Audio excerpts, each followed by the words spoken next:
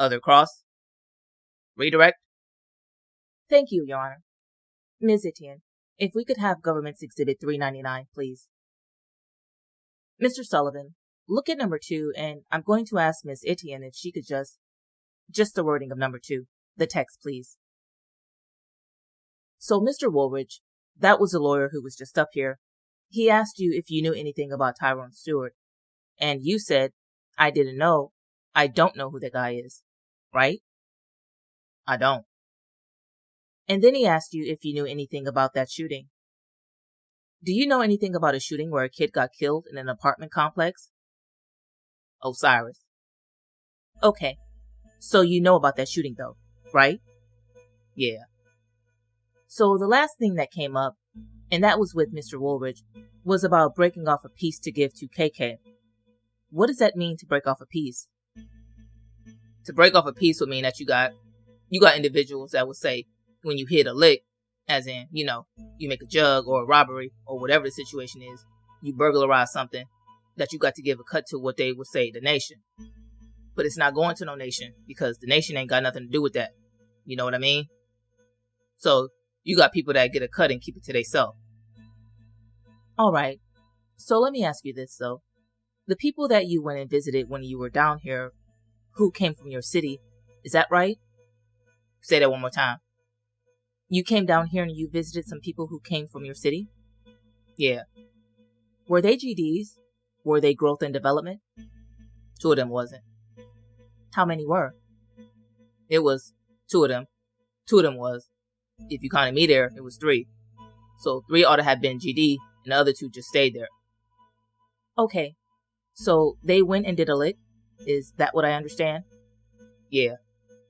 So a lick is... Tell the jury what a lick is. Alright. A lick is this. We finessed a dude out of a pound of weed. I was there. Alright. So finessing is... Finessing is if I was going to sell you a pound of weed and you give me either counterfeit money or you just rip off my pound of weed. Objection to leading. Exactly. Overruled. That's what it is. That's what finessing is? That's what it is. Alright. So you were there when they did some kind of fraud or scam on this guy, right? Was your side selling the weed or buying the weed? We were buying it. Okay. So you gave fake money or ripped them off? Is that right? Correct. Alright. So after that, tell me how it came that you gave or they gave some money to KK. Alright.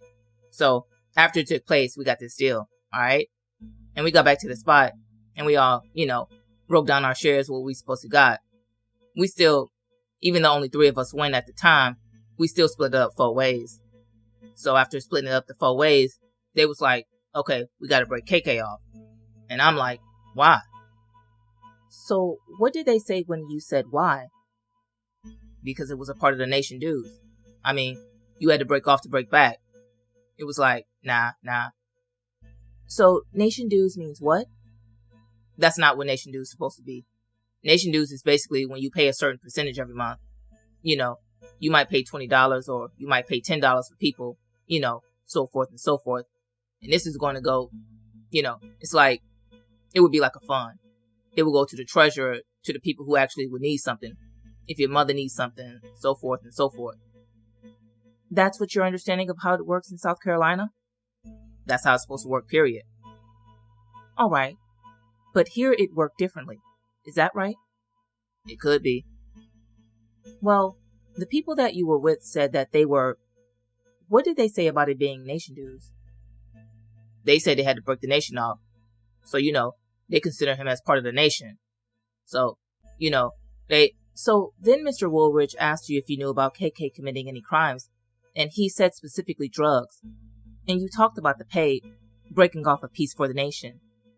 But remind me, did you talk about counterfeit bills? Not you. Did the people that you were with while you were in their presence talk about counterfeit money with KK? Of course. Yes. Did you, in fact, or did they buy some counterfeit money? Yeah, we got it. We took it back to the state. And how much money?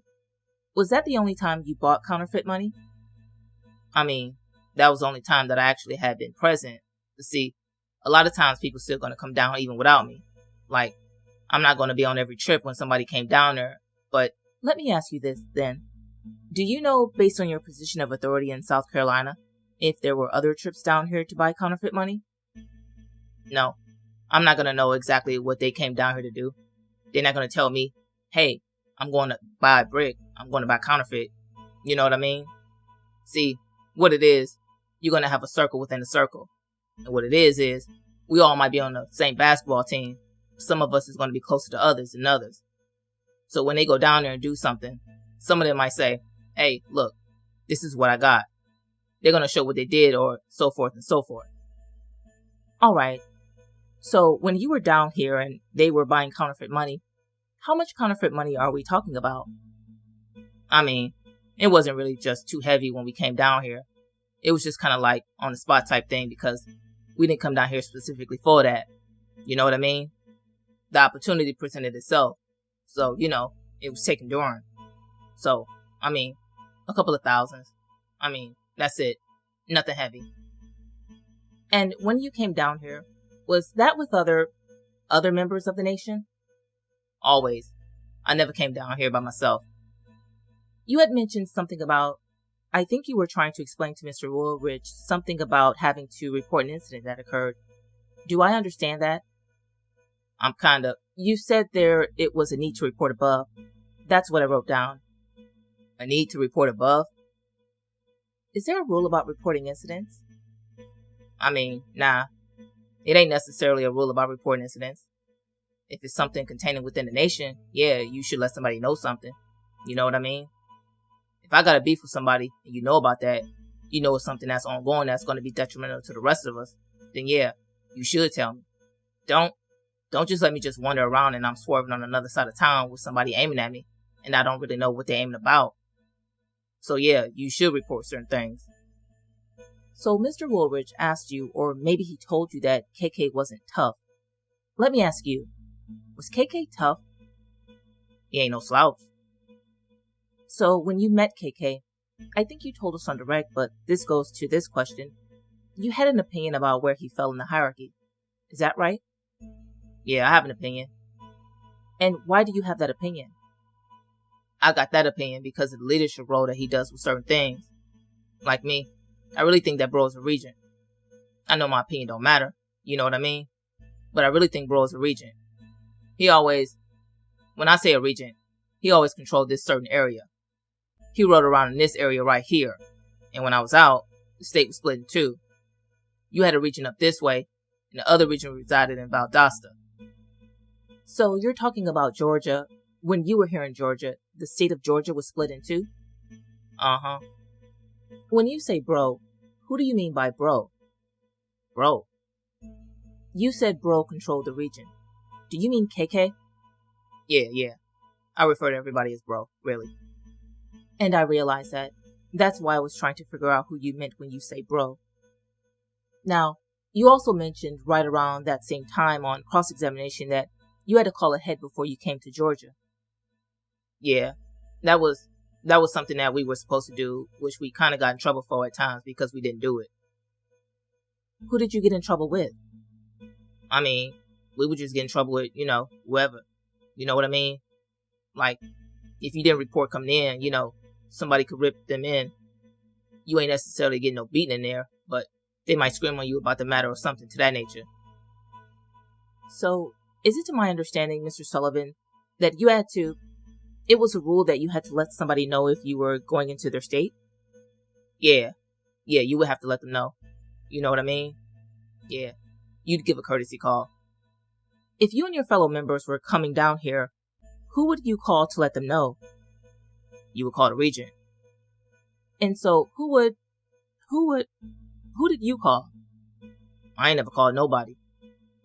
Well, who did the people you were with call? I mean, they would actually call KK. That's who they would call. That was like the forefront person that everybody knew. I mean, like, everybody just knew him though. So let me ask you, yesterday on cross-examination, you mentioned something about crash units, crash groups. A crash? A crash mission. A crash mission. what is a crash mission? A crash mission is when you send somebody to do something that you know you really ain't got no business on doing. Like, prime example, if I'm having sex with your baby mama, you can't go tell this man over here to go shoot this man because, you know what I mean, I'm hitting your baby mama. That's a crash mission. Well, if you go send somebody... Okay, so it's something outside of nation business because it doesn't have anything to do with it? Nah, it can be with nation business or without nation business. A crash mission is when you send somebody on something when they're liable to get themselves killed, jammed up, locked up, with no apparent cause. Just period. So what are some examples of crash missions? A crash mission? I don't know. It's kind of hard to explain for me. Basically how I just said it though.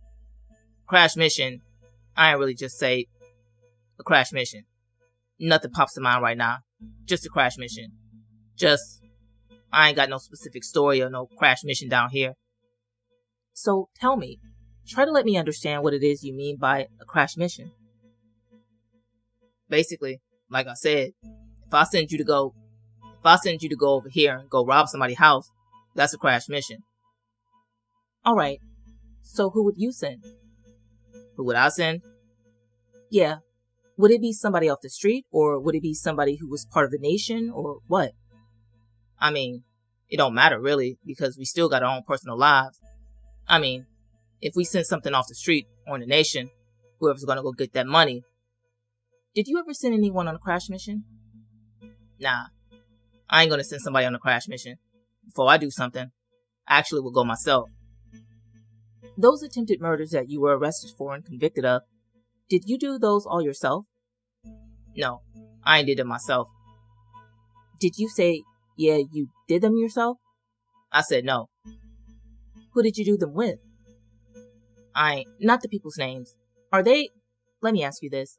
The people that you committed those attempted murders with, were they your friends inside the organization? Correct. No further questions. Recross, Mr. Lovell? Yes, sir, thank you. Strictly limited to the scope of the redirect. Yes, sir. Hello again, Mr. Sullivan. Hello, how are you? Very good. Good morning. Let's see. I've got a few questions for you. Now, a few minutes ago, Ms. Dammers asked you about Osiris killing someone. Right. You were familiar with that? Somewhat. Now, my understanding of your testimony yesterday was that murders are frequently perpetuated by people, committed by people who have a beef with somebody else. What? Let me ask that in a smaller, shorter question. Yeah, do that. People get beefs with each other on the street. Correct. The street is a rough place? It can be. Sometimes people get beefs over silly things? True. And they lose their temper? Correct. And sometimes they have a gun? Correct. And they will use that gun? True. And they will shoot someone? Correct. Your experience is that often happens with one person making that decision. It can happen with one person making that decision. Yes, sir. Yeah, it can happen with one person making that decision. And is that in contrast to a crash mission where somebody makes a plan? Is it in contrast to a crash mission when somebody makes a plan? Say that again. I don't understand what you're asking me. Sure. So a crash mission, if I understand your use of that term, pertains to someone sending someone else to do something. Now, you can go on a crash mission yourself also. Okay, we're learning more about the crash mission. Tell me how I can do it myself. What constitutes a one-man crash mission? A one-man crash mission, as plain as I can think of right now, is if the police is standing right here and you start shooting at a man, you crash.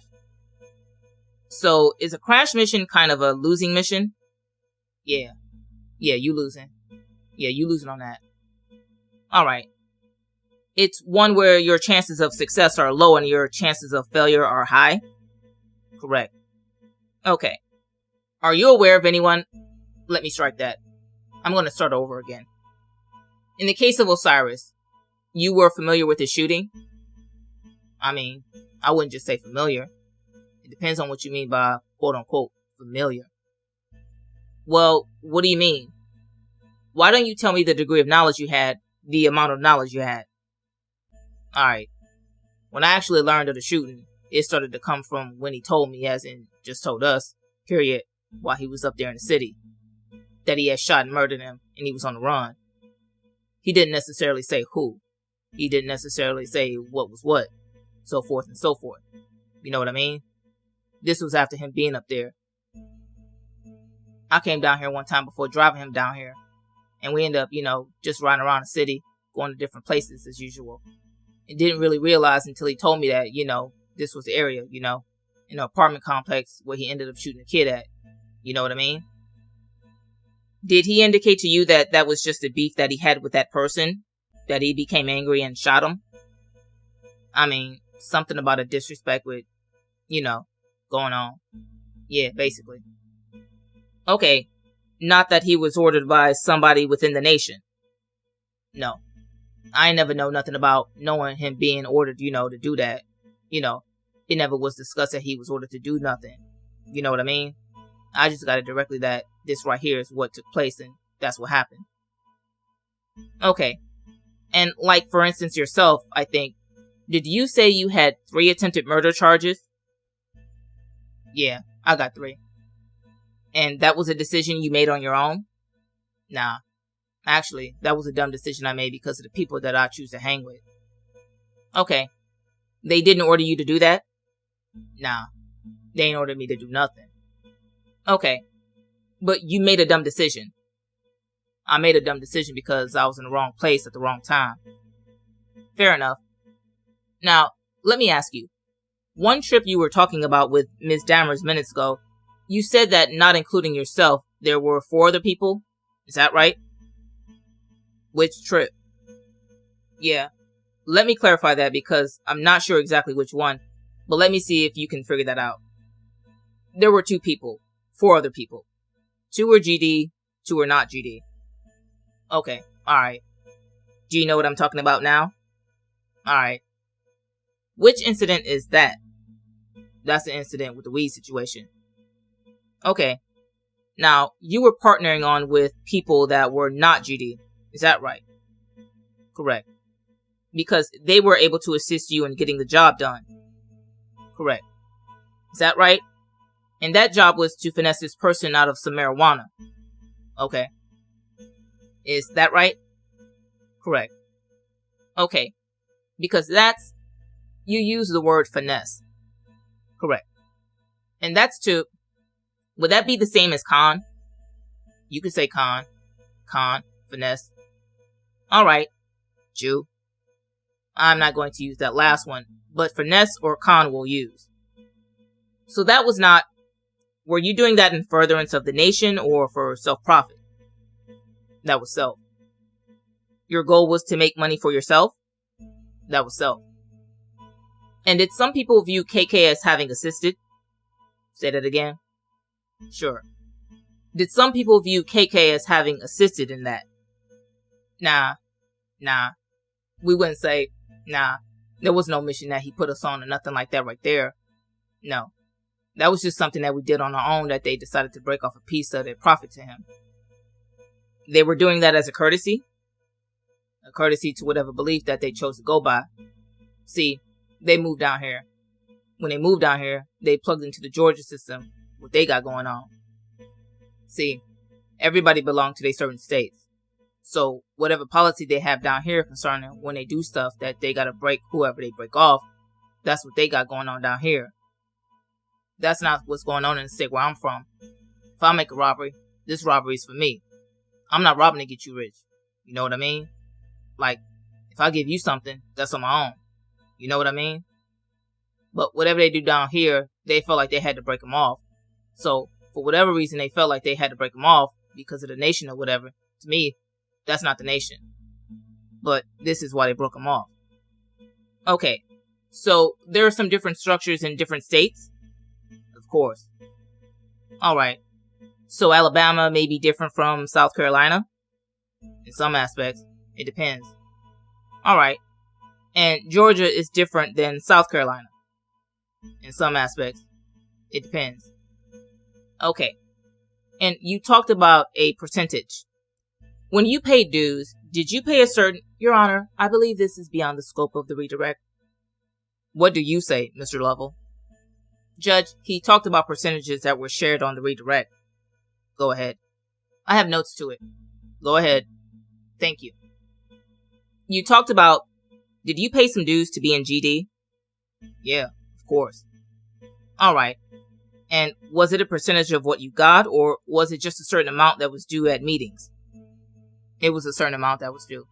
Basically, how it would go is, how we did it in Carolina, it would be, if you was a POA, you paid $20. It was something simple. It wasn't a lot. If you was a POA, you paid $20. If you was an OSM, you paid up to $10. But if you had a job, then you would pay $20. A legitimate job? A legitimate job, you would pay $20. Okay. So, if you were a successful seller of weed, you wouldn't pay more than a person who went to work? Well, that may be... Let me ask you. If you were a successful seller of weed, would you pay more than a person who went to work every day? I mean, if you decided to, but I know I'm not required to. Okay. It was not a requirement. So, it wasn't a percentage as much as a set amount. It's basically a set amount. Okay. Thank you, sir. I have no further questions. Mr. Woolridge? No, thank you, Your Honor. Anything else, Ms. Dammers? Just one question, Your Honor. Mr. Sullivan, I just want to clarify something that I'm confused about, which is, when you came down here on that trip when you finessed that guy for that weed, were the people that you traveled with, were half of them GDs and half of them not GDs? No. See, they didn't travel with me down here. Alright. 3 of the people who live down here. One of the people that stayed in the house is GD. The other 2 that stayed at the house that were GD, we all worked at the same restaurant together. The 2 that wasn't GD, well, 3 of us worked at the Piccadilly. 2 of us was GD. 1 was a female. She didn't. The female and her boyfriend was not GD. But the people that you traveled here with, only one of them was a GD. That person was a GD? Right. Alright. That's all I wanted to clarify. Thank you. Alright, Mr. Sullivan. You're excused.